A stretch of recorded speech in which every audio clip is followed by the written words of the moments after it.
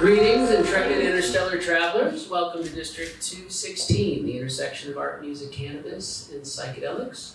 My name is Cole Lupoli, and tonight we're super lucky to have Isabel Campanelli. She's a relationship coach, amongst many other things. She's worked in human relations. She's been a coach certified for about 5 years. She'll tell us a little bit more about that. But if you could just give her a warm round of applause. Yeah. So Isabel, you're our first relationship master. We're super grateful to have you here. You're very interesting. We had a lovely chat prior. And potentially you could just start out, tell us a little bit about growing up, your background. You mentioned you got involved in psychedelics and have played a transformative role in your development and what led you to be on stage with us today. So I'd love to hear about that. I'm from Santa Barbara. My parents are here. My sister is here. And for me in the psychedelic space where it started was from a really unhappy place in my 20s. Just very, the typical 20s, lost, confused. Who am I in the world? What is the world? What's happening? And I remember graduating from college in San Francisco from USF. And I had a job right after college. I had traveled in my younger years, but it was until like my mid-20s. I didn't do the whole, leave college and travel and then figure out what you want to do. I just went straight into work. And I worked for different software companies for many years. And I remember there was this pivotal point in my, I was 24 and I was on a fast track to get married to this man and just fast track to just be in corporate America. And I remember being but I don't know who I am. And it was my dad who actually was hey, honey, there's this yoga retreat at Esalen. I think it'd be great for you. It's called 20-somethings, how to have extraordinary 20s, something like that. And I remember really questioning my existence and questioning life and just questioning being an adult and what is this? What am I supposed to do now? And so that was a really pivotal point. That was where I met my first coach. And then shortly after that, I discovered ayahuasca. And that was my beginning of my plant medicine experience. That's a pretty heavy introduction, starting at ayahuasca. Was there anything? Yeah, I dabbled as a young woman. I definitely growing up in Santa Barbara, we dabbled with a lot of the, drugs. I don't know if call those medicine. The way I used them wasn't really medicinal or healing at all. It's actually more traumatizing. But the healing journey, really did actually start with ayahuasca. And so did you consume the ayahuasca in a ceremony in the sort of the traditional sense, say the Shipibo, or what was the experience and how was it so transformative? I was really scared and I was just in a really depressive time. I remember just being I remember just this one moment I was at a job that I hated. I ended up getting fired from it, thank God. But I really hated it. And I remember actually becoming a Lyft driver for a month. And I was doing consulting as well on the side. I was just trying to figure things out. And I remember looking at this book that said how to be, do, and have anything. And I remember looking at that title and saying, I don't know how to do any of that. I don't know how to be, do, or have anything that I want. I'm just following what I think I should do. What I saw people do, get the job, have a partner, settle down. I didn't know who I was at all. And I was really curious. I've always been a seeker. And that book title really stood out to me. And I remember being okay, I'm just a cog in a wheel. I just go, I was 24, 25. I was I just go to work, I go home, I eat, I go to bed, and I go to work, go home, and go eat, and go to bed. And what am I doing? I partied on the weekends, and I dated people, and I didn't know. I was super depressed and lost. And so finding ayahuasca was actually a huge point for me when I left San Francisco, was after that journey. And to get to your question, that journey was actually not super traditional. It was at a therapist's house in Oakland. Me and the therapist and one other male. They're both males. One man who had gone through the journey with him, and that was that. And it was a one night And then I had done it a few years later. And did you find that your experience with ayahuasca developed once you kind of got your ayahuasca legs, or would you say to someone, in fact, hey, I would say take ayahuasca 3 or 4 times to kind of see how it evolves, at least the experience, or do you think you could have just done one experience and that would have been enough for you to kind of take the left or right that led you here? I'm a lifelong medicine journeyer where I think it's going to be a part of my life for a long time. I'm very small and sensitive as a being, so one night was good for me. I would say for other folks, depending on their level, I think a 2 or 3 day sit would be probably deeper, but it just depends on the person, what they want, what they can take. One night was enough for me. I remember coming back to San Francisco to my apartment, going on the rooftop, and I have photos. I took selfies. And I was just like, oh my God, I feel bliss. I actually feel blissful. I actually feel happy again. And at that moment, I decided to quit my job, leave San Francisco. I think I had 10 grand saved, moved back to Santa Barbara, lived with my parents, and I worked at a brewery, worked at a boutique, had the most fun time of my 20s, and I traveled Europe for 4 months. And that was all because I finally got unstuck. And so it takes some self-exploration in that sense to kind of find, what is the path that you want to take, and you focus on relationships. Mm-hmm. I think we'd both agree that relationships are the fundamental building blocks of almost all interactions. Mm-hmm. How did you come to discover relationships wanted to be one of the cruxes of your life's work for at least the time being? I think first I'll just kind of start with the coaching piece, because the relationship came through after being certified. So I think the coaching journey is quite a journey, but just to respond to that is relationships came after being trained, double certified, getting a 3rd certification or an accreditation as a life coach. And as a life coach, you're trained as to coach anybody on any topic at any time. Just I'm here to be of service. But what we know in this world is, in marketing and everything is have a niche, have something that you're passionate about. And for me, I've always been passionate about relationships, and I'll tell you why. There's a lot of depth to it, but the snippet is actually in my astrological sign. In my chart, I'm a Libra sun, double Aquarius, moon and rising. And in my chart, I've had it read many times. Relationships come up so much. Past generational relationships from past lives, from past just generational healing that I'm supposed to do in this world, in this body. My soul's purpose is to heal my generational relationships. And when I first learned about that, I was like, okay, whatever. And then it just keeps showing up in all of the readings I get. And it just is really fundamental. And it's just something deep in me that I don't know why. It just is. I just care so much about relationships and having harmonious ones. So then what would be the distinction between, say, traditional talk therapy, going to a therapist and saying, look, I'm having a difficult relationship with my boyfriend or girlfriend, or I just broke up with someone, versus, say, approaching a relationship coach?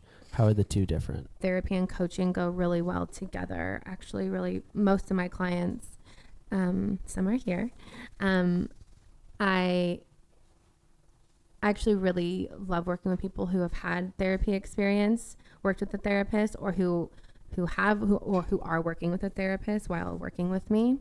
It goes really well together. And the differentiation that I'll say is therapy is typically psychotherapy, talk therapy, traditional therapy, is a special place in my heart, and it is so important. And it is more healing and backwards facing. How it was your relationship with your family, kind of looking more in the past. And where coaching kind of threads in a little different, is coaching layers onto that and says, okay, this is where you are. This is all the stuff that we know about you and your past, patterns, triggers, childhood traumas, wounding, whatever, just being a human on this planet. And so if you're stuck, or you want to know yourself more, or you want to get somewhere, you're not really sure why you keep hitting a wall or a roadblock. Coaching, traditional coaching, not necessarily the way I do it, but traditional coaching is quite goal-oriented. and forward moving. So coaching is always going to be forward moving and growing. We're not the way I was trained and the way general coaches are, where they're not going to really sit in a lot of that uncomfortable too much. I love to sit there in that space because that's where a lot of the healing occurs. But coaching and therapy work super well separate and also together if someone wants to do them together, like have their therapist and then have their coach. Because what you learn from therapy, and then usually is people get like new awarenesses or aha moments, and then they go to their coach and say, okay, this is what I want to do. This isn't working now. Like I learned about this about myself or about growing up or about a new job I want or a new journey I want to go on or whatever it is. And then that coach, whatever their specialist, they would go to that coach, and then that coach would help them just move forward in their life. It's very forward. That was a very long-winded response, but forward moving. No, that was great. And Yeah. I think, in keeping with that, what role so you're going to help the person different from the psychotherapist. And then what role does that person play in their own self-healing? And how do you help facilitate that? Oh, that is everything. I am not your guru, and neither is your coach or your therapist, right? Like, I have a quote up there, and it says, they don't want you to know that you actually can heal yourself. You know, coaches and therapists and guides and shamans and whoever, they're space holders. They're guides. They're holding a container. But the real work is, like I have on my arm, from the inside out. It is really a self journey. We are our own healers. We are our own gurus. And if anyone tries to say that they know more than you, they're full of shit. So would you say then that you help people find that out, that they are their own gurus? Yes, absolutely. I don't give advice. I don't tell people what to do. On occasion, I will if it's asked for a few times. Sometimes I will. But no, it is as a coach, I ask questions in a tailored way, in a way to basically pull out the wisdom from the individual. Right? I'm not pouring in. I'm not a mentor. I'm not a consultant. Consultants are paid to fix something. They're paid to go in with their expertise and tell people what to do. Mentors usually have gone a lot farther. Maybe they're wiser, older beings. They maybe gone farther, and then they have a younger being with them, and they can kind of shed their advice, right? But coaches, we ask questions. Real coaches ask questions, and they pull the wisdom from that individual. And a coach can also act like a consultant, right? I can also put a consultant hat on or a mentor hat on. Usually it's in the agreement, and say, okay, like I'm going to tell you what to do. And I know many coaches who both do the inner work with the individual, pull out their own wisdom, and consult. So that means like giving advice, telling them what to do, right? But that's more under a certain type of contract. So it sounds almost Socratic in a sense, right? Where you give the people the right questions and you kind of milk, their natural responses, right? And can kind of curate that experience. Yes, because what I've learned and what coaches know, I'll just speak for myself. What I've learned, what I know to be true so deep in my bones, is that everyone has the answers. You have your answers all inside of you. But what happens is we get stuck in loops or thought patterns, or we're stuck in our own way for some reason or another. Usually because of trauma or stories we tell ourselves about ourselves that are limiting. So limiting beliefs, mindsets, a neural pathway that's super deep grooved in that it can't create a new habit because you're just so deep in this one way of thinking. So we can get in our own ways, right? But when prompted with intuitive, well done questions, people have their answers. And what I want to say to that actually is people actually heal and grow when it comes from themselves, not when someone tells them what to do. When was the last time someone told you what to do and you're like, yeah, oh, absolutely, that's going to be it. I'm going to change my life now because some person told me the answer. No, you have to discover it on your own journey. You have to be two things, I think, three things probably. One, willing, super fucking willing to just go under the hood of a car of your own life and say, okay, what the fuck's happening? What's not working? What the fuck? Curious, self-compassion, because you're going to fuck up.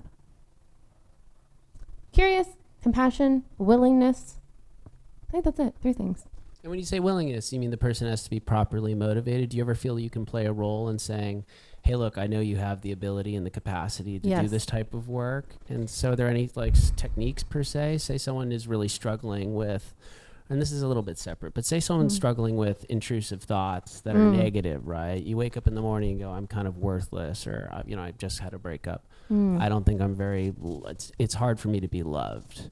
Or you're feeling anxious. So, you have that thought, you have that emotion that feeds into the thought, that leads to a conviction, that leads to a fortified belief. What would you tell someone that's kind of stuck in that thought, those negative thought cycles? Because I think that can be one of the most challenging things to overcome, is that negative self-talk that's reinforced through the emotions that come with and become entangled in the entire process. Yeah, this is a deep portal we could go down. I love it. And depends on the individual. I'll always say it all depends on the person first and foremost. Everyone is different. Every body is different.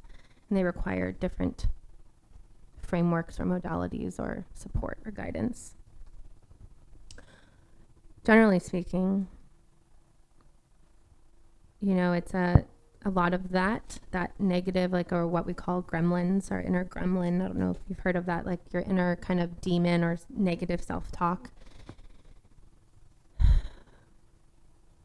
I love to look at people through something I do with my clients. It's parts work. Therapists do it as well.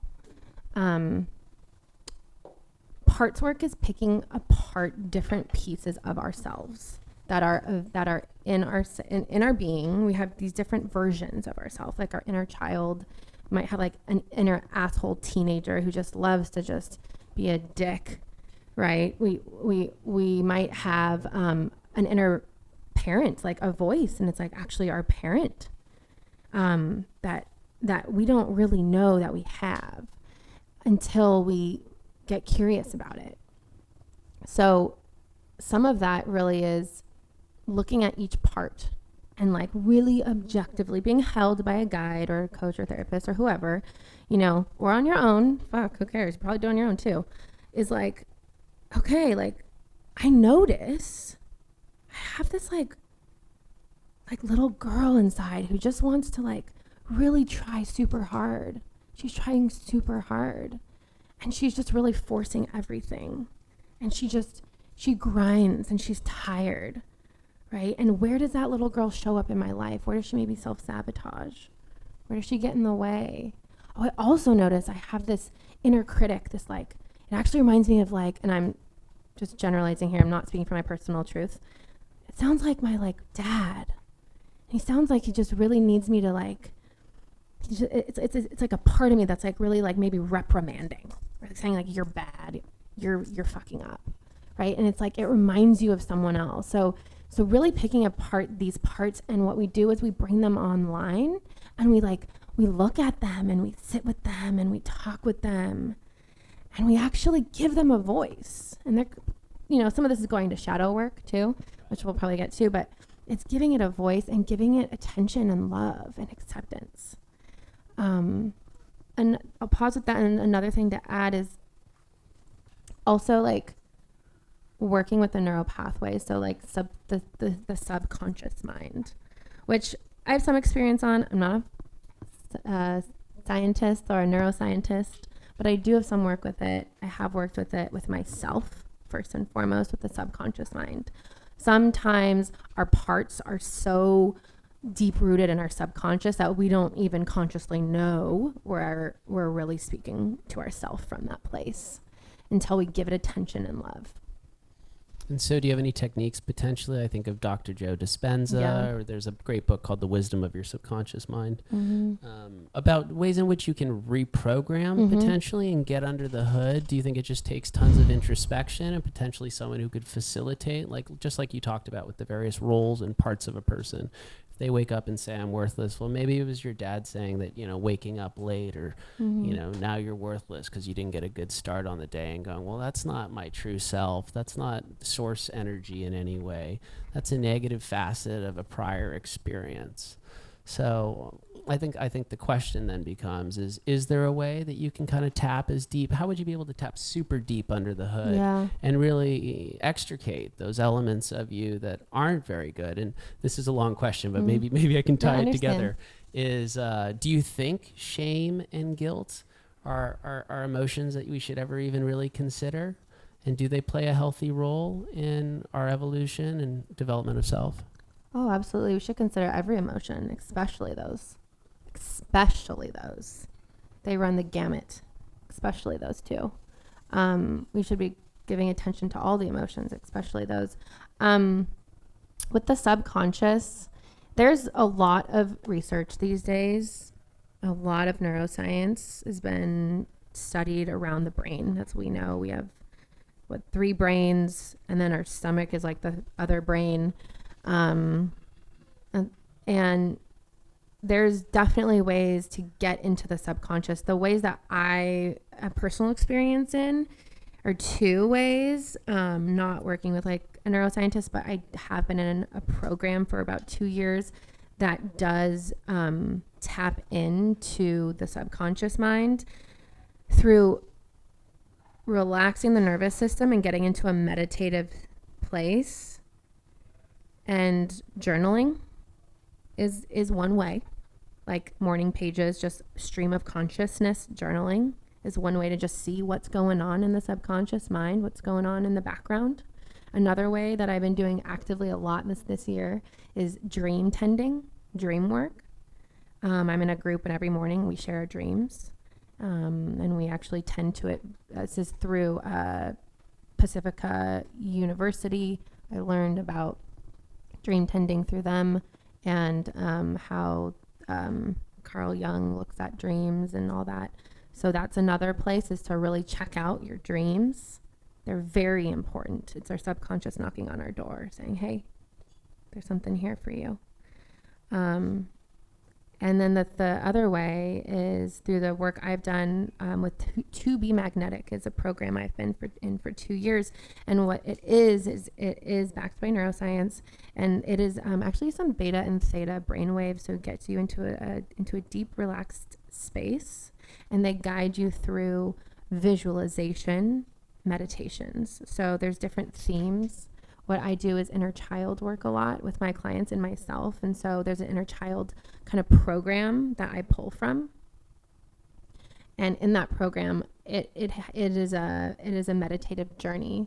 So when we get out of this prefrontal cortex, not that brain, when we get out of the neocortex and get more into like the emotional, I think amygdala, I could be wrong, in the emotional brain, we can actually like tap more in to the past memories. So looking at memories. Another way too is another thing is that I work.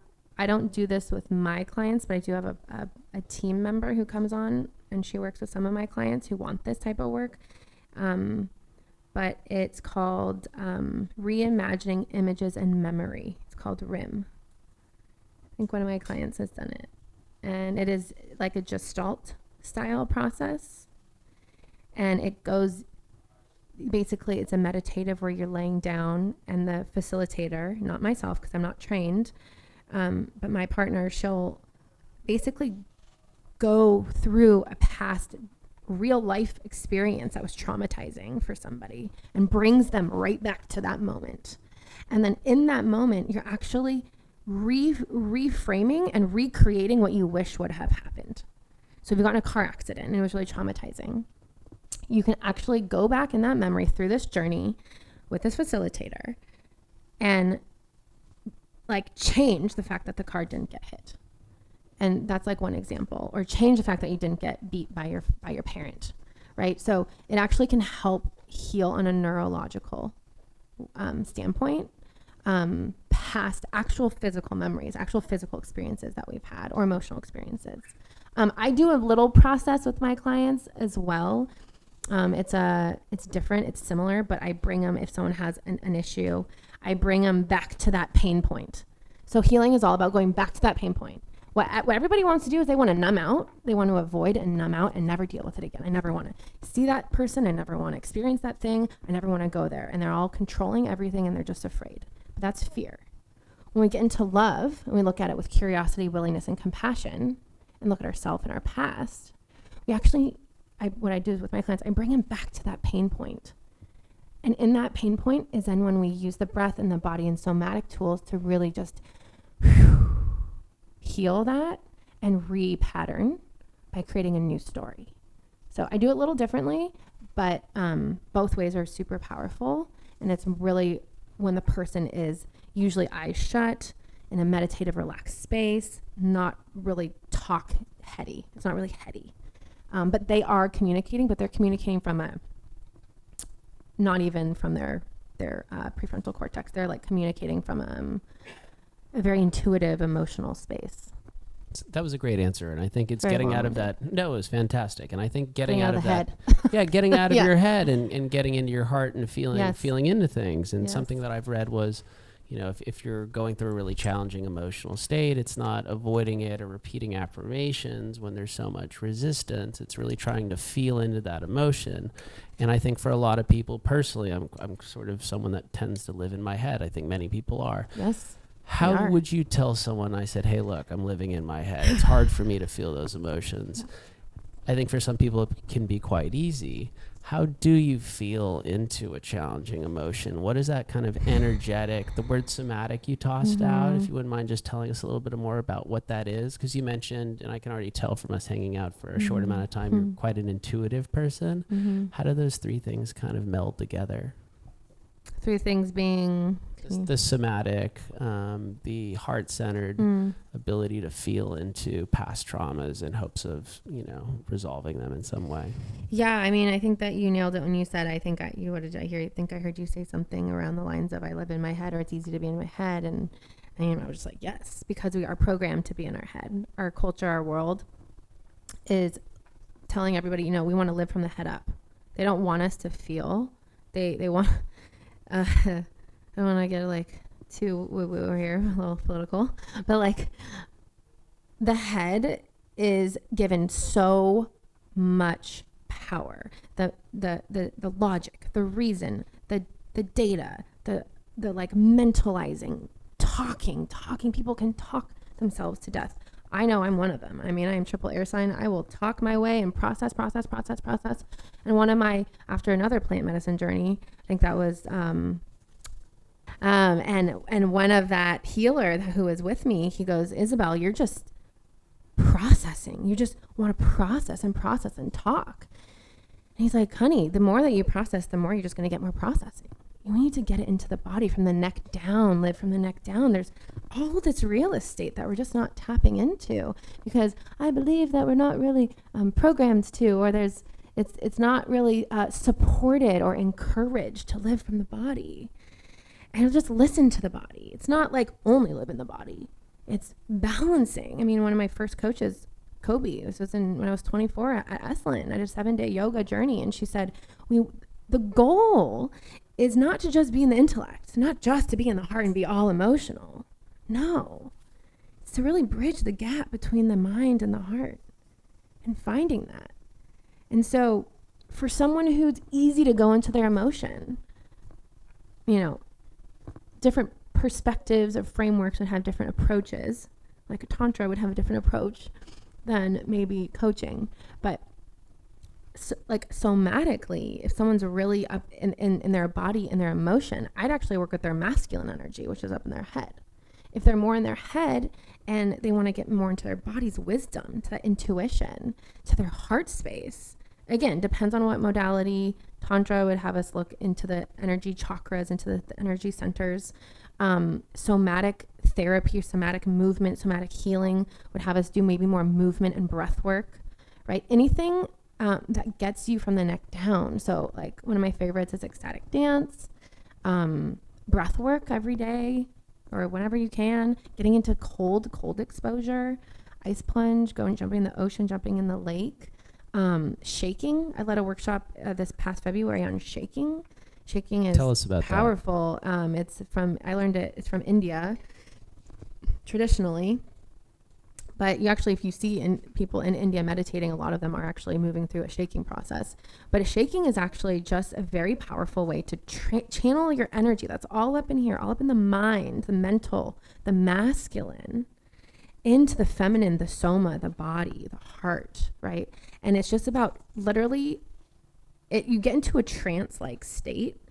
It can feel weird and awkward, trust me. But once you get into that trance-like state, maybe similar to like once you get into like a dance flow, if you're working out and you're just getting into that like workout flow and you're not really thinking. I mean, as a competitive athlete for many years, I did CrossFit, and I would say, oh, when I go to CrossFit, when I lift weights, like today I did back squats, right? I'm actually meditating. I'm actually in a meditative space because I'm not up here. Yeah, maybe I'm counting reps, but even counting is very meditative, right? Meditation, they use affirmations, right? To like just drop into like that just consistent affirmative thought pattern can be very meditative and get us out of the thinking mind into the fear, worry, stories that we tell ourselves, and actually get it into like the body. So meditation is great, and not everybody knows or is comfortable sitting in meditation, and that is some part due to trauma, which is very understandable. So not everybody can just sit and meditate. It's not for everybody. There's other ways to meditate, which I think movement is a big way. Also, co-regulation is huge. I'm just getting into that right now from a relationship standpoint. Getting into our bodies with another person, another safe person. You can actually co-regulate your nervous systems.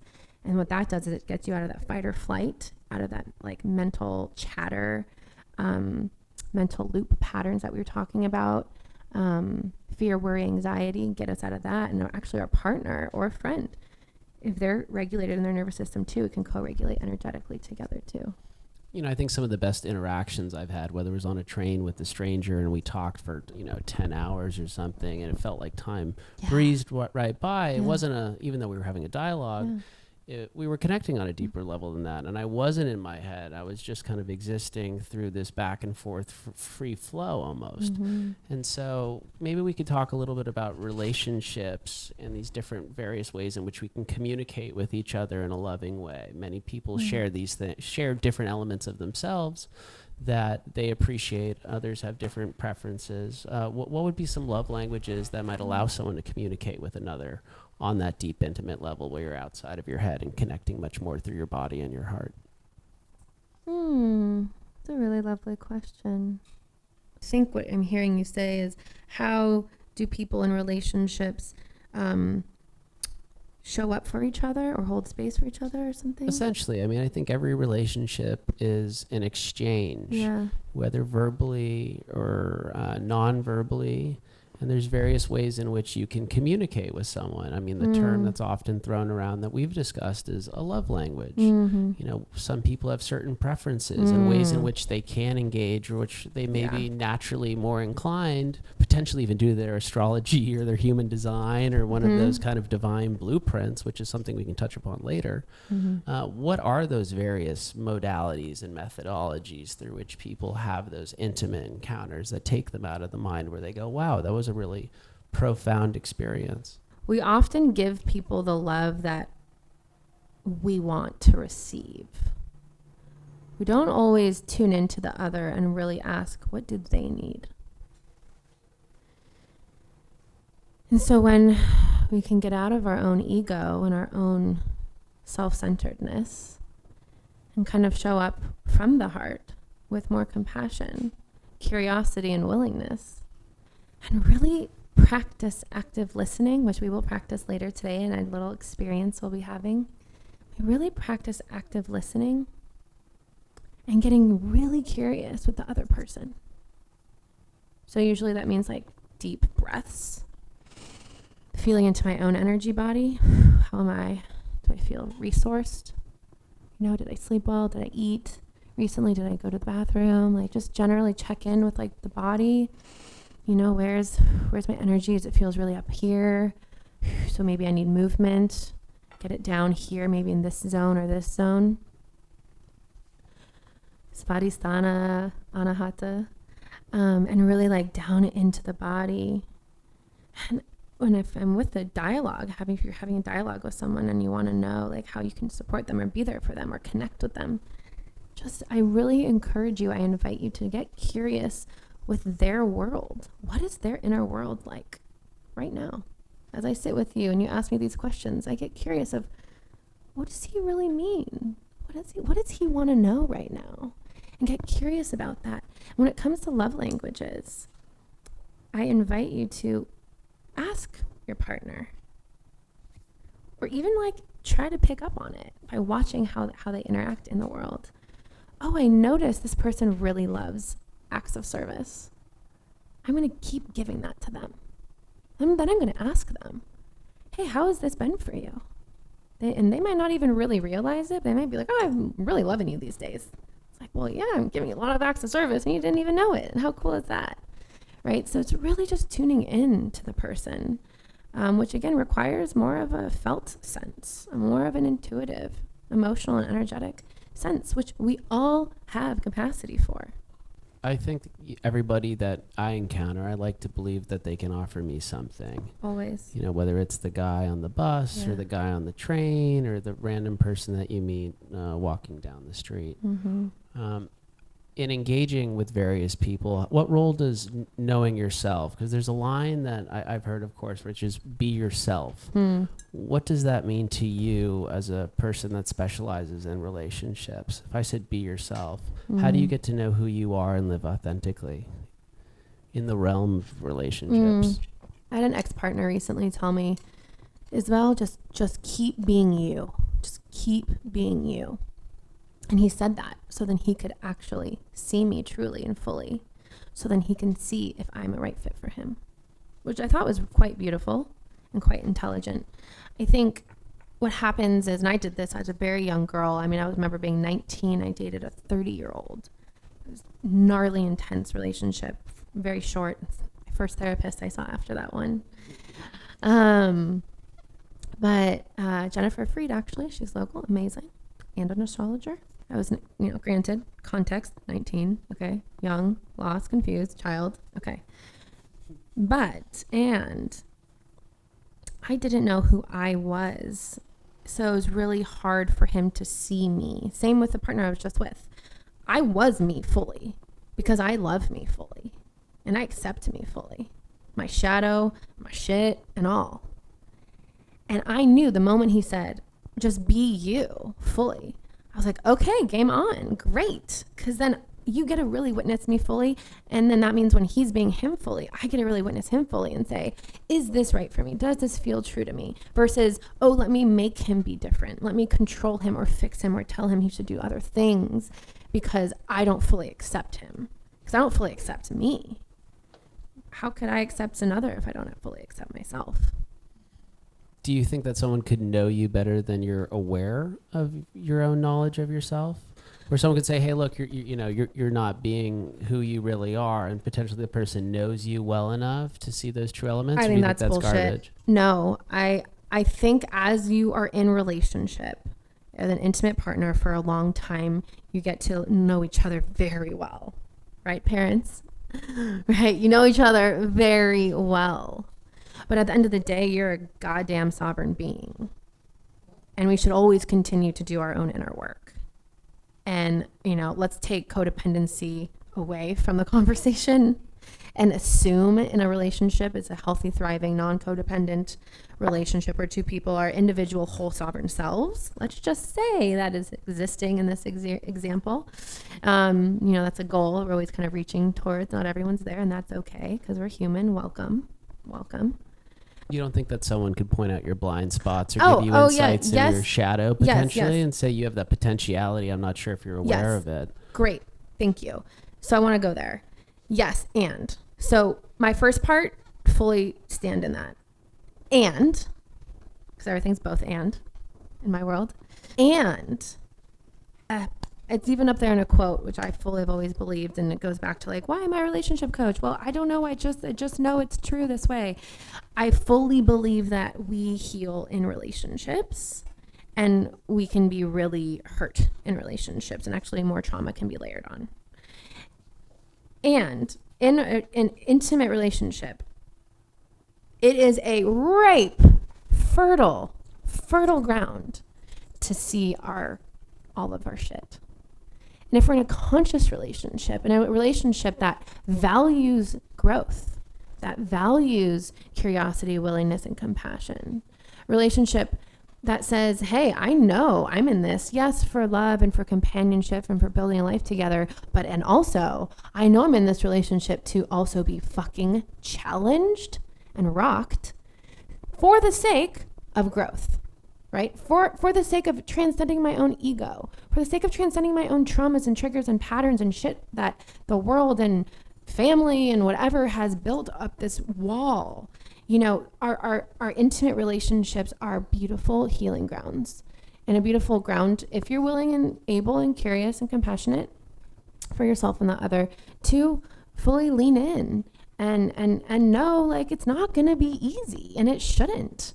Actually, I fully believe that a conscious, awakened, evolved relationship is one where there's actually a lot more triggers and shadow in the beginning, right? There's phases, a gestation period rather in relationships. I believe it's like a 9-month gestation period, like 9 month, like woman is carrying a child.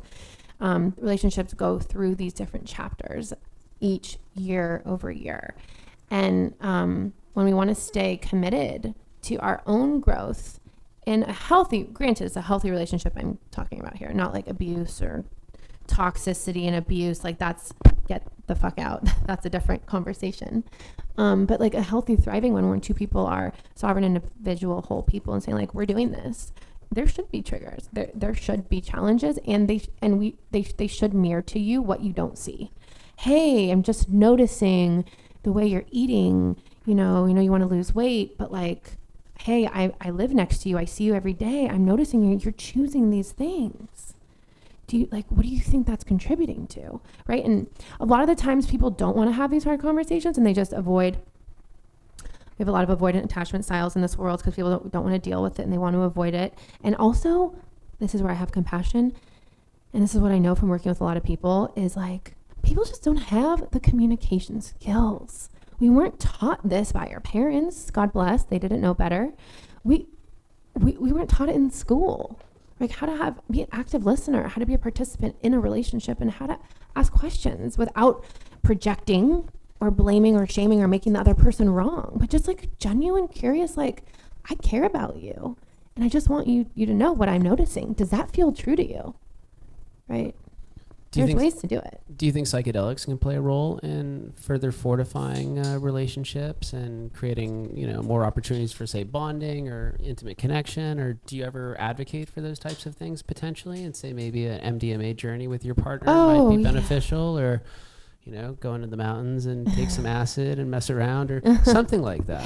Yeah, I'm always going to waver on the side of having a guide just because I did a lot of journeying when I was young and tried a lot of things that, actually made things worse, as teenagers do.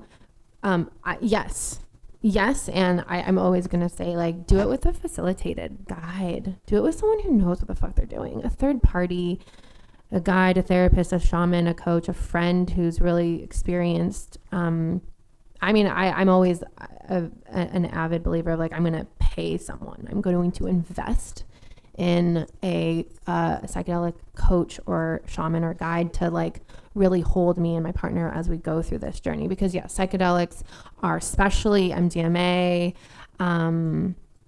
psilocybin, I believe, I could be wrong, definitely MDMA, white lily, and sassafras are heart openers, and cacao.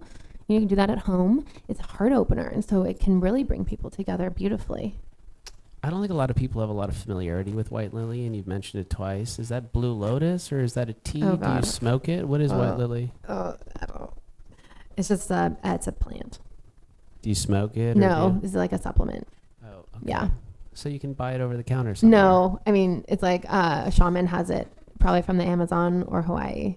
I'm not sure where it's from, but it's like not everybody can get it. It's probably like from someone who's like a shaman. Got it. I would Okay. say. That's my experience. I had never heard of that. That's very interesting. Yeah. So potentially we're going to talk briefly about these various personality tests that you said might help us kind of ascertain a little bit more about ourselves and the systems that we spoke about. I don't know. Raise your hand if you're familiar with human design. Raise your hand if you're familiar. Astrology. I'm sure most people know what astrology is. And the gene keys. Does anyone know what the gene keys are? Okay. All right. So those are some various systems. And then personality tests. Tell us what you think about those, which might be worth exploring, and how that can further facilitate relationship dynamics. Yeah, for my clients, for the women I work with who are looking for a partnership, I do have them take some tests. I also do. I'm studied under positive psychology, so I also have like a kind of like strengths-based test that I have my clients do. But for the ones who are looking for partnership, I like to just get like a baseline with them of love language and attachment style. I think it's just good information. Like, what do they say? Knowledge is power. Information is good to know about ourselves. And I always say, if you know more about yourself and then you're skillful in being able to communicate about yourself, or you learn those skills, then that makes for someone who's really capable, who's really available and capable to be in a partnership, because they know themselves enough, and they have the language to, and they understand themselves enough with the language to then communicate it to someone else.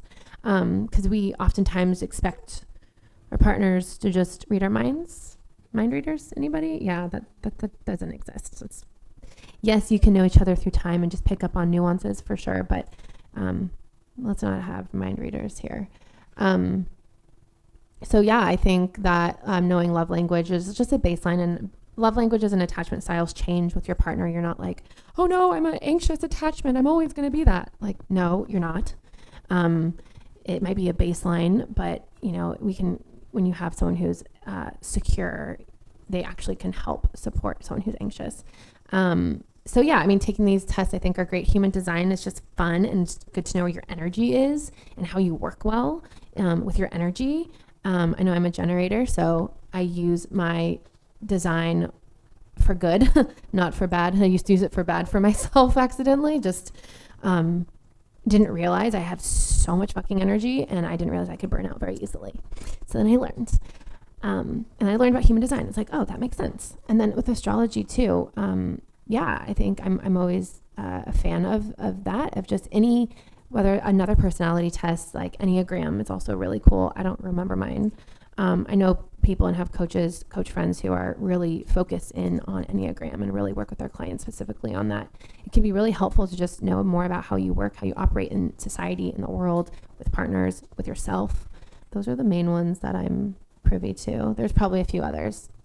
Right, and just for background, human design is a system that's based on the I Ching and astrology, and a couple ancient kind of systems along the lines of astrology. So it's an amalgamative of all of those. One thing I want to add to that is, like for people who maybe, I know for me, like at least when I had my second coach, I was 27, and I remember Britta, she's amazing. She kind of brought these personality tests online for me, which was like a nice entry level, like an entry foot in the door. Like if you're like new to like learning about yourself, which I don't know if anybody is here, but like if you're new, or like a personality test or an Enneagram or human design, it's just like a nice like foot in the door in astrology, a great foot in the door of like, what is my purpose here? How do I operate in the world? How can I be better at this life? I don't know. So, and you mentioned you will have some cool free resources available. And so maybe briefly, before we get to the change your lens questions, can you mention some of the group work you do, the retreats, kind of just what you offer services wise? Because you're doing a pretty cool promotion in a sense that I think people would like to take advantage of. Yeah, I'll have resources. So if you sign up for my newsletter, I'll send you a little reference guide. I have a reference guide of just some of the like vetted coaches or facilitators or guides, breathwork facilitators, cold plunge, tantra facilitators. Some are local here upstairs who I have worked with. Just like resources that I want to support people with. So like if you're ever curious about some of these things and you don't know where to access them, I know the internet obviously is available, but it's like also so much, and sometimes it's just like, give me the one that's like recommended that someone has vetted. Like I'll have those resources, as well as like local coaches and mentors and friends who I want to just support. Also, so for me with my business, I really can coach anybody on any topic at any time. That's how I was trained. I've coached men for many years as well. But just for marketing reasons, it's like, oh, I specialize with women, but really I can work with men too. And I've really enjoyed it on relationships or transitions or just like emotions, trying to understand your emotions or where are they in my body? How do I tap into them? I also do a lot of work with polarity. So just educational pieces around like, what is polarity? What is masculine and feminine energy? It's being talked about a lot. I'm like, what actually is it? And how do I access that in my system, in my body? And really like I say, knowledge is power. So it just gives us more opportunities to function in the world in ways that we have more control over, and a healthy control, not a controlling control.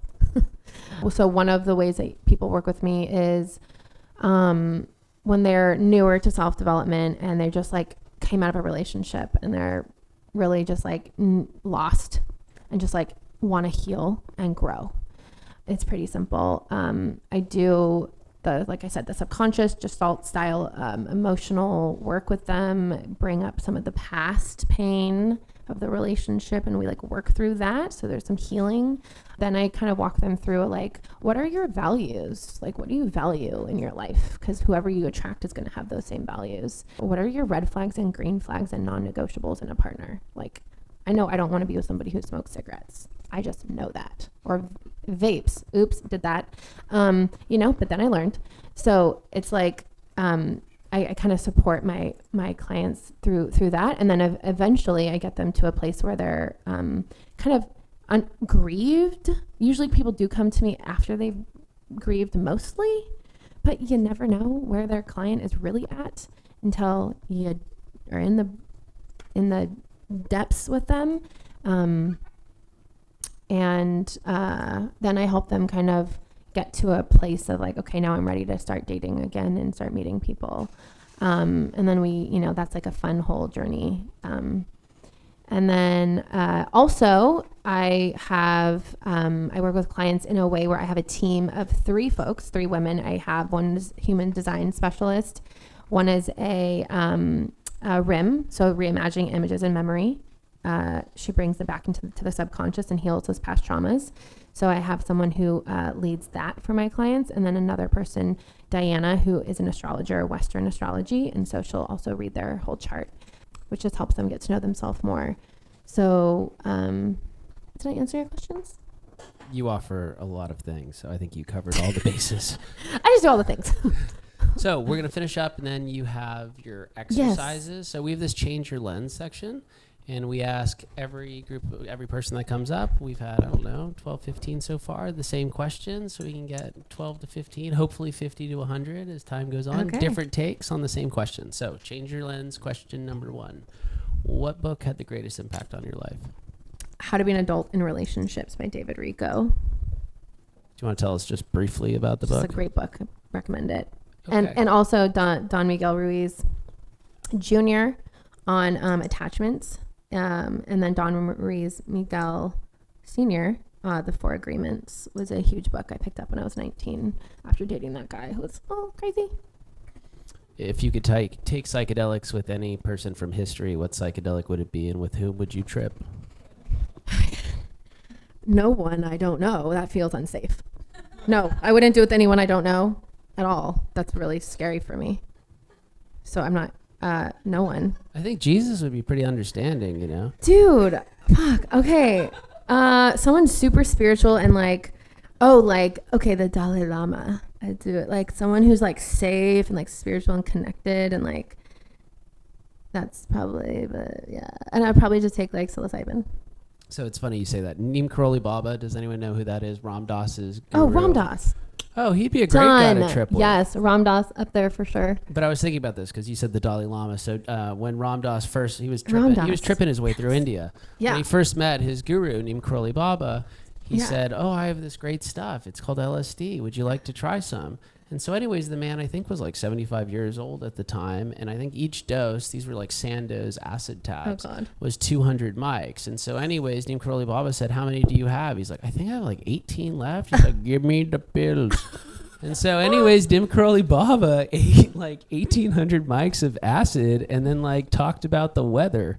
You know, it like some Indian guru. That's what yeah, he said it didn't do anything for him. So anyways, maybe the Dalai Lama would, I don't know. Maybe he'd just be like very mellow. Yeah. So anyways, on to the next question. Okay. Do we live in a simulation? And if we do, what is a simulation to you? Yes. So I had to Google that, what that means. I feel like I still don't understand, but I think we are, because everything is like made up in our brains and everything's energy. And then it's like, oh, I want to make a chair. Well, that was energy and a thought in our consciousness first. And then it like became a physical thing, but it's also energy and moving. And like a simulation feels very gamified. I think we're in a game. We are in it. There's a matrix happening. So next question. Okay. Great. This is a little more terrestrial. Is there an afterlife? Fuck yes. Okay, and if so, what do you think it is? And do psychedelics give us access to potential elements within it? I believe psychedelics gives us some access to the unseen realms. And I don't believe like there's a white man up there named God, and like there is a devil down there, and it is a hell, and that's afterlife, and you're bad, you die, and you go down there, and you're good, and you go up there. I'm sorry, that's a story. Beautiful. Humans need meaning. We need meaning we're meaning-making machines. We need meaning to exist. So the Bible, beautiful. Love it. Beautiful. Jesus, love. And when you say afterlife, I said fuck yes, but actually on all backspace delete. Really what I mean is like, I believe this is just one crazy lady up here. Do take what you like, leave what doesn't work for you.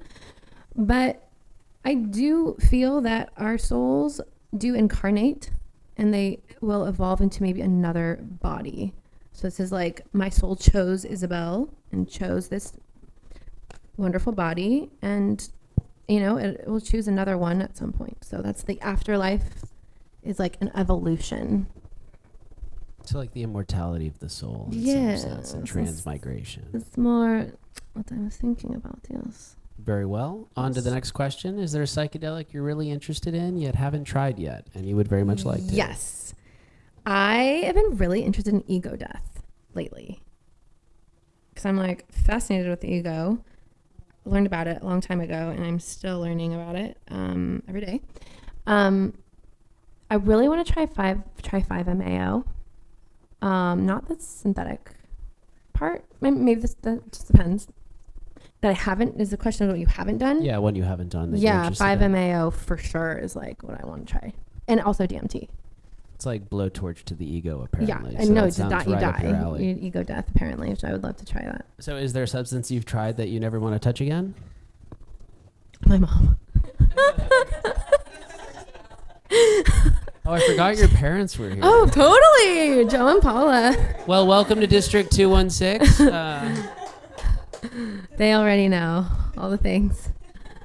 They're on Muse. You can just lie. They like Muse. What? No, never. I don't lie. They know it all, basically. And if they don't, now you do. Haven't I tried? What is something you don't want to try ever again? Oh God. I did ketamine at Lucidity, and I didn't do it right or well, and I didn't like it, and I had a really gnarly bowel movement. I can't believe I just said that. But whatever, truth. I really didn't like it, but now I'm like more open to like more of an assisted therapeutic. I think for me, anytime I'm going to do and be in the psychedelic space, it's always, I don't think I know, is always going to be in a facilitated way that is involving some transformation or healing. It's like for growth. There's an intention. And also, like when I go to music festivals and like Lucidity, yeah, I'll try a little GHB. Sure, I tried that. Or I'll try, oh my God, Mambe. Loved Mambe. It's so rad. It gives you energy, but it's like clean energy, and they it's like you put it in your mouth. Mambe? Have you tried it? Is that like code word for? No, it's this green powder that they take in the Amazon to hike up the mountains. Hi. Yeah, coca leaf powder. Coca leaf powder. And you put it in here.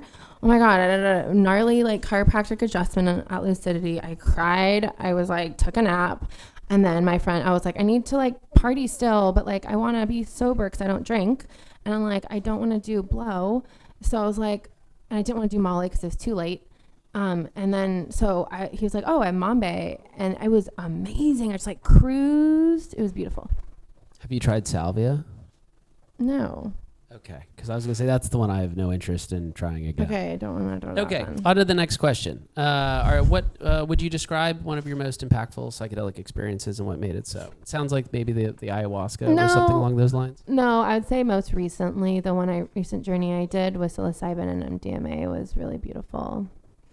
I was way more mature. I think I was like mature now more for that medicine and that type of journey than I was when I was 24 and 27. With Aya, I feel like now it was just really beautiful, this most recent psilocybin journey. And on to the last question, my favorite. In 60 seconds, what is the nature of consciousness? Inner judgment, inner critic. Oh my God, I'm not a scientist. It's all I'm hearing it. I hear you parts. Thank you. Nature of consciousness is... I don't fucking know. Okay, well, let me just like try to channel some shit. Okay, I think the nature of consciousness is like this place of like shattering, coming fully open, like shattering and breaking apart all the wounded parts, the limiting beliefs, the stories, the trauma, like to the best ability, which no one ever is going to do 100% ever, but like break it open and like be super aware and like connected to nature and your body and spirit guides or a higher calling, God, goddess, nature, source, whatever you believe in. It's like being one with Mother Earth and like your surroundings, but also like your inner spirit, like guiding you from a clear, clean space that's not fully impacted with all these like layers of defense and like protection. Because oh my God, the fucking world. You know what I mean? I don't know. I don't fucking know. That's my fucking story.